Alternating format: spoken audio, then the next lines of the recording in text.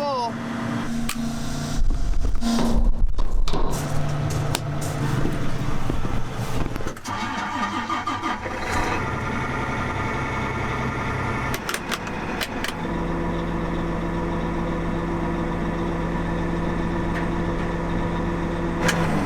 You know what time it is. There's not a single implement on our farm that eats as much grease as this land all vertical till. I mean, we're talking a tube every day. Every bearing on the disc gangs are 10-hour zerks. So you gotta grease them literally every day, like I said. But that does raise a very important question. Would you rather have sealed bearings that you don't have to grease, or greasable bearings? I'd rather have greasable bearings. At least you know they're getting lubricated. Did I say 1 tube of grease? I meant to say 2 tubes of grease. Oh, Jeffrey, what have you done? All this S780 is brand new this year. It's getting to the point in the season where we want to make sure everything's lubricated, chains included, because they're incredibly important. This one in particular runs the unloading auger. Don't want that one to go out. We are making use of some John Deere chain and cable lubricant, conveniently packaged in this aerosol can. We've been using this stuff for as long as I can remember. It does a great job, keeps our chains nice and lubricated. Hopefully it don't break on us.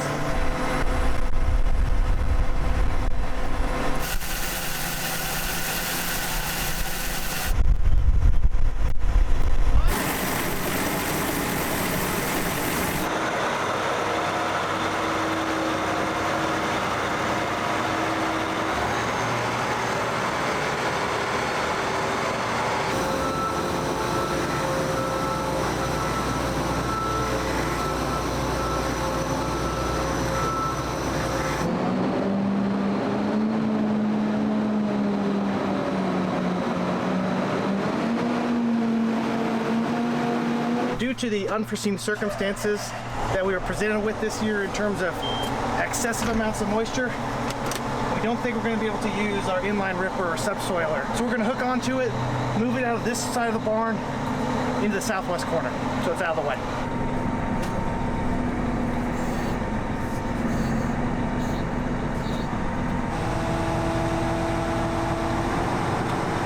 It probably would have been wise to have someone running this behind us on the soybean stubble. Didn't do that, and now it's looking like we'll be lucky just to have our anhydrous put on by the time the new year comes. In an effort to make sure that it works level, we pin down the wings to keep it rigid, which is why it is still folded down, and now we have to unpin it. I ran out to check the fuel on the grain cart, and exactly when I got out here, the gun popped, so it stopped running.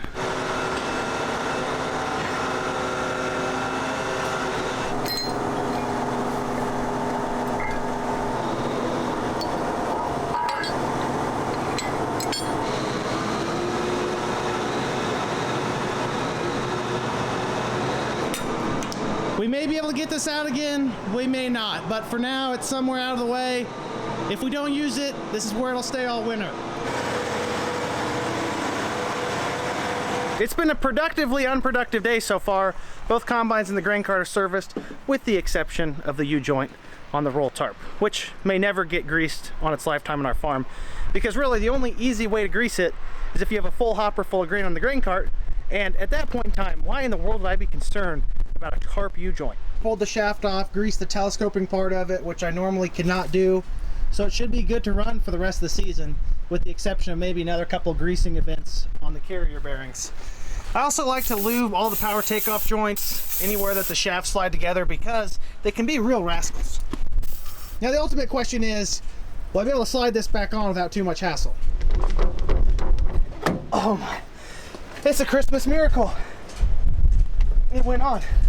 That lubricant probably did help somewhat, but my sheer will and determination was probably the X factor. What comes out must go back in. We're gonna pull both combines and the grain cart in, shut everything up, protect it from the weather, and wait and see what Mother Nature brings us next. I'm sure it'll be good.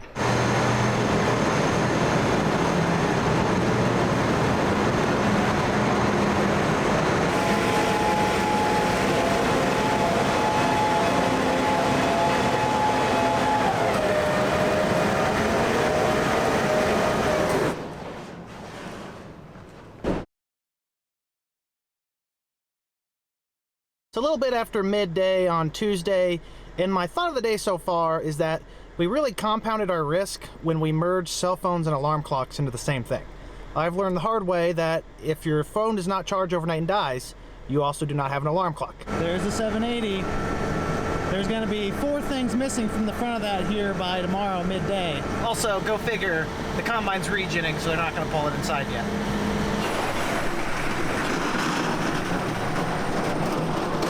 We received some intel that one of our neighbors had some rotten corn that was just harvested within the last 3 or 4 weeks. So we're gonna go around all of our bins here at home. Even though we're not too concerned, it's one of those things where you'd rather check them and be safe rather than sorry. That being said, the only thing that could really happen right now is that the stale air in the bin, warm corn, it could rot. If it rots, it goes off grade. If you catch it soon enough, you can haul it out. If not, it can cost you quite a bit of money or a lot of effort to blend it out of the bin. It's nicer to do this when the bin isn't sub-zero and your hands are frozen to the ladder.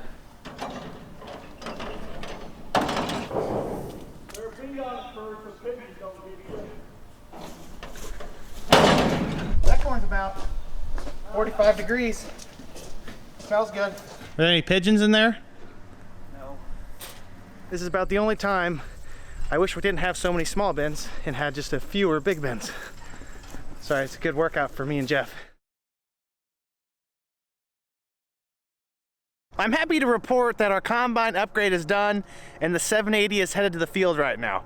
I guess Mother Nature works fast, but the Service Tech's Alliance tractor work faster most of the time. Yeah, ground's very firm, not squishy at all. Totally.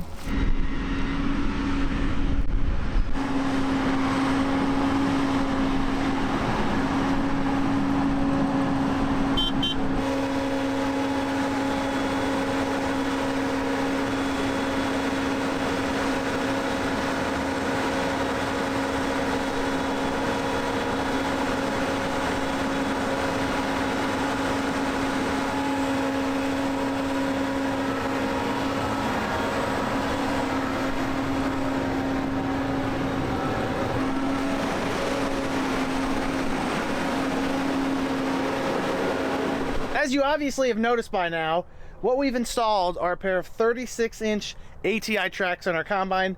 Bought them used with like 400 acres on them, so they're in phenomenal shape. Putting them on, we have a 4-wheel drive combine. As a matter of fact, both combines are 4-wheel drive, but we're considering this an insurance policy because it is supposed to stay wet. We have corn to pick and possibly some custom soybean work, if not custom corn work. We'd like to be able to get things done if we have to. These tracks float better in the mud than I do, if that tells you anything. They'll go anywhere until they won't, unlike the grain cart, which is just a submarine that plows right into the ground. Looking for tracks for that too, except for you can't really install them aftermarket. The augers at both bin sites are ready to go, so we're gonna check the rest of the fleet. Ready is a loose term, considering the fact that there's water standing at both of those places. We've got chains. We can pull out anything that gets stuck, I think.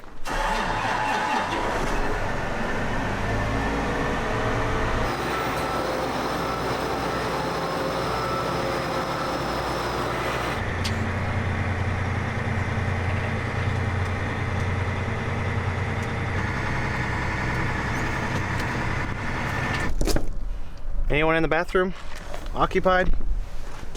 No? Just within the last 4 or 5 days of sitting here with bean residue on it and a couple inches of rain, this draper's developed quite the aromatic personality.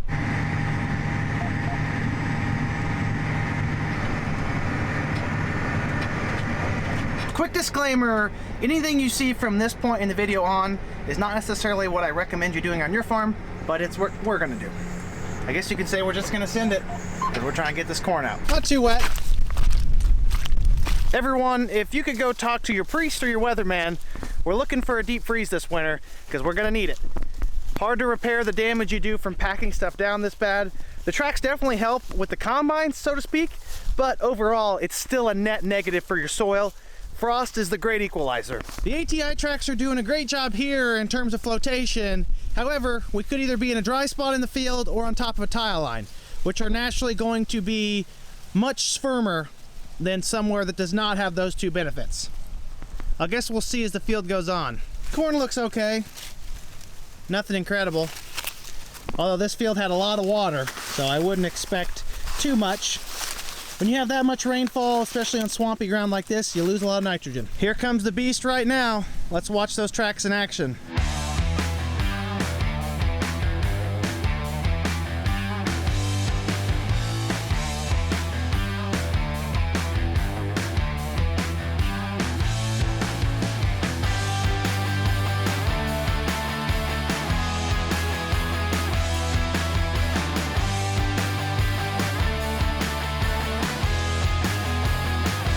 It is so gosh darn wet out there. There's no doubt in my mind, if we did not have those tracks on that combine, the duals on either the 670 or the 780, we'd be stuck out there. He's sinking 1.5 feet in the ground. The rear tire does more damage than the tracks do, obviously, because it doesn't float like they do. Still though, not pretty out there.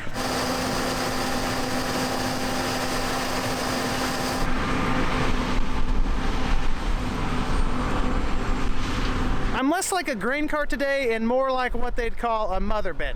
You don't see them very much here in Illinois or the United States in general. However, you get into Europe or Australia, they park very, very large grain cart type wagons on the side of the field as more of an interim storage. It doesn't chase the combines, but it loads the trucks when they show up. So it's a couple thousand bushel storage facility, so to speak, on wheels that you can move from field to field.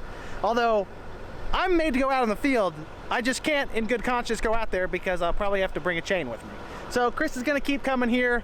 I'll be temporary storage. Once he's dumped at the bin, he'll come back. I'll load him. The cycle will go on forever.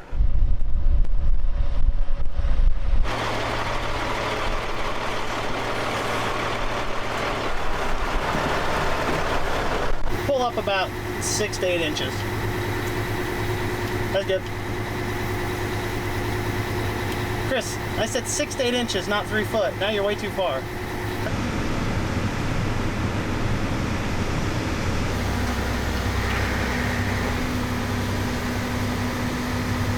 All right, you're good to go to the bin. The bin's about full, so Dad went over there to keep a keen eye on that while it gets topped off, which means we get to run this tracked beast.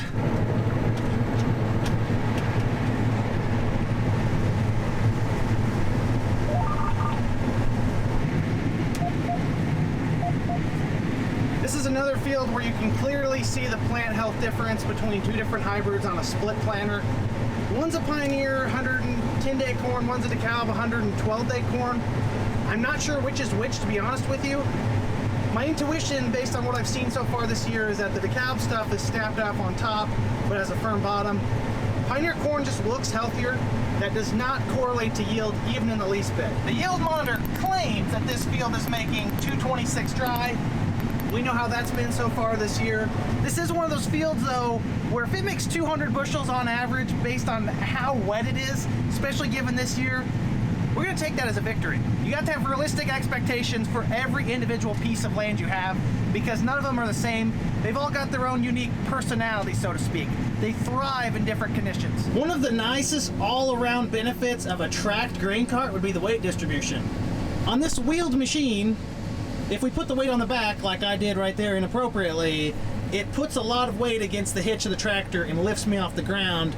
On the front though, it balances out, puts more weight on the back wheel so I don't hitch and seesaw through the field. If it was tracked, that weight would stay much more consistent. Now I'm sure there would be some degree of variation if you had a lot on the back versus the front, but nothing even close to what we deal with right now.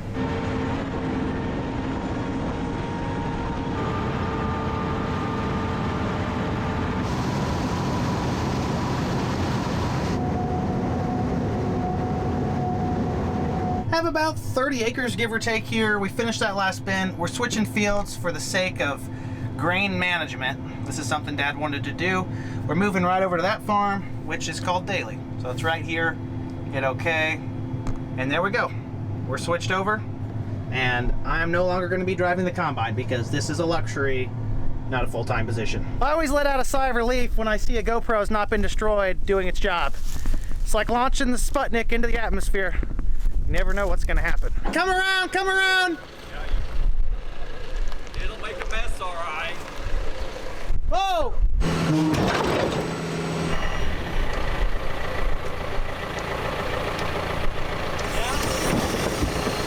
Every everything's ready to go at the bin site just a half mile to the south. We set the drive over pit. We're not planning on round tripping the semis. I'm still going to be hauling in with the grain cart. We're moving across the road to here to the east. Dad's gonna load me. I'm gonna take corn over there. And Chris is gonna be going back and forth with a 10-wheeler to another bin site about 5 miles to the west. That way we can fill 2 bins at once. One of our largest concerns is that when the fields get this wet, the bin sites are equally, if not more wet. So we have to be very vigilant on what we do, and hopefully we can get them filled before it gets too moist. Keep going a little bit. There. That's fine. Back up so I don't need to move, right? Yep. It really grinds my gears when I leave the grain cart here unattended for a couple minutes, and I come back and someone has spilled corn all over the road. Not gonna rat anyone out, keep them anonymous. It's not like I'm the only person who's been in the grain cart today. Full disclosure, this seems like a very bad idea, but I'm not the boss, so we'll see what happens.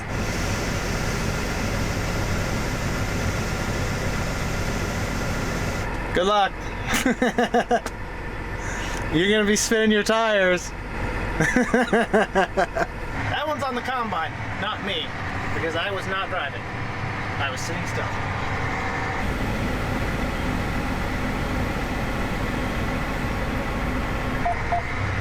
Let's just hope that the people who built this bridge did a good job, because I am fully loaded. No problem. Okay. Good, because we built this bridge. That'd be a bad look for us. I literally cannot make this up. My spout is not working on the grain cart, which is essential for me to load the trucks. Try restarting it.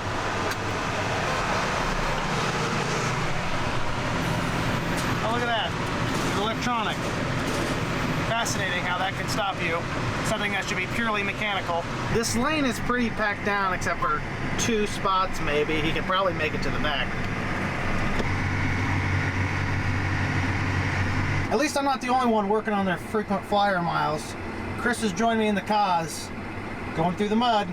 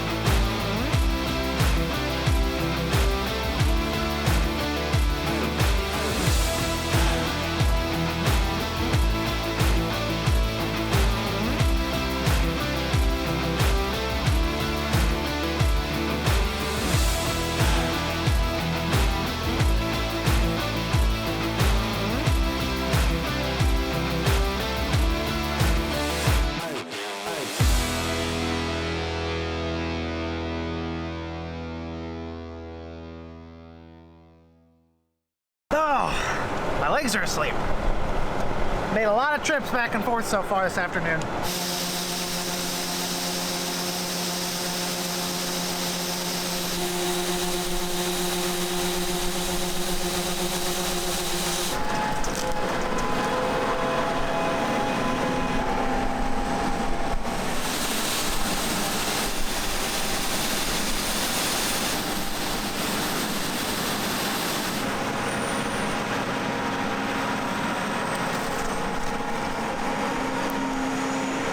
I guess we're doing this.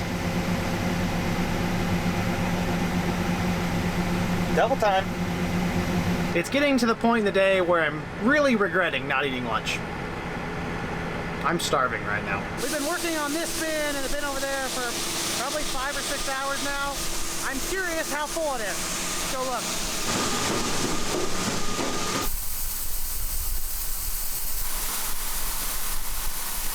Needless to say, we still have a ways to go. We have a lot of corn to pick still.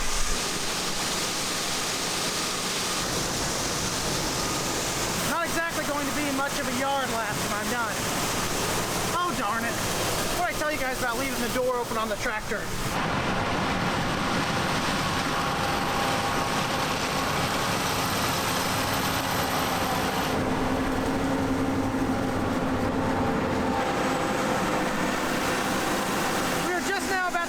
The back side of this field we've been working on all afternoon. We haven't really been incredibly efficient.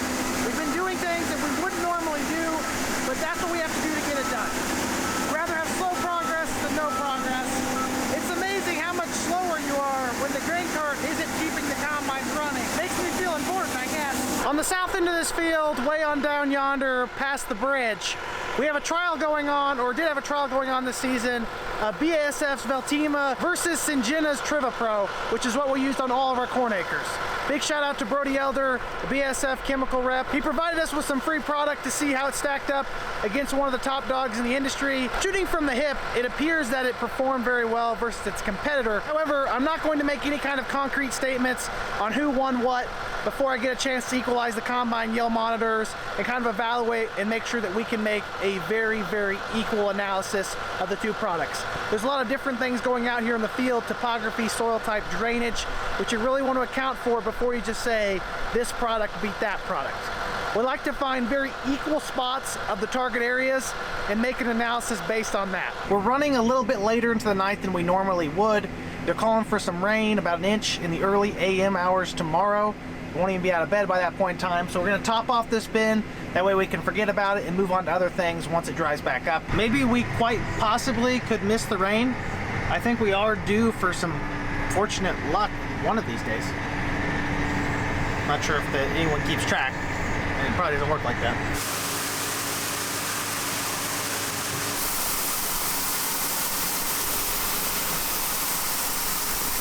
On the last load, Jeff held up a number 1 to me. I thought he meant that we were 1 ring down from the top of the bin, so we were almost full. That's not what he meant, so I don't know if he was telling me I'm the best or something, but he was not talking about the grain bin.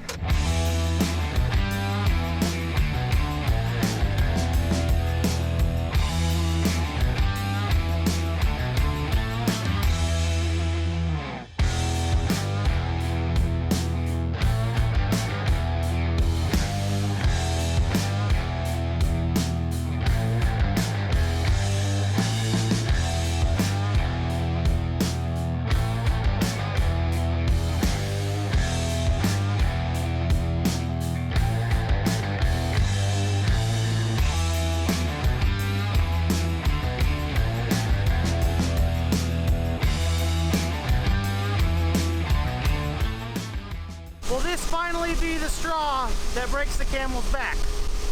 I have to check and see. If I'd known I'd been climbing this grain bin so many times, I definitely would have not skipped lunch.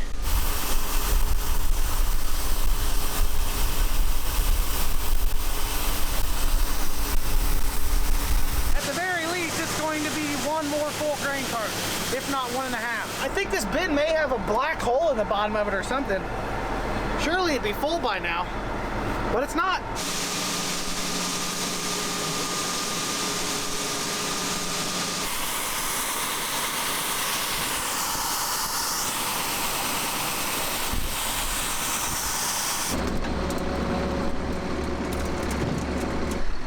There's a deranged madman on top of our tin can. Oh wait, that's just my dad. That's the moment I've been waiting for the last 3 hours. Finally done. We're gonna be thanking ourselves that we finish this bin tomorrow when it's raining all day. Katie was still back here at the farm picking while we were topping off that bin. She was our insurance policy, so to speak. If there wasn't enough in the grain cart to finish it, she'd have a full hopper waiting for us. That way we didn't have to fire the combines up again. Didn't need it, but we do want to empty the combines, close the tops, because there's rain coming. Oh, I can finally stop all the flashing. Been watching that for 6 hours.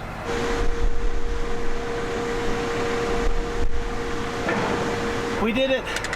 We saved the city. The auger setup's disassembled. We are now ready for the rain. Kind of. Alrighty everyone, that is the conclusion to a very long day of harvesting corn in the mud, and I'm exhausted. I'm gonna end the video here. I appreciate you all tuning in. Like the video if you enjoyed it, subscribe if you want to see more, and comment down below if you have any questions. You know I love to talk about farming. Have a great day everyone. Peace!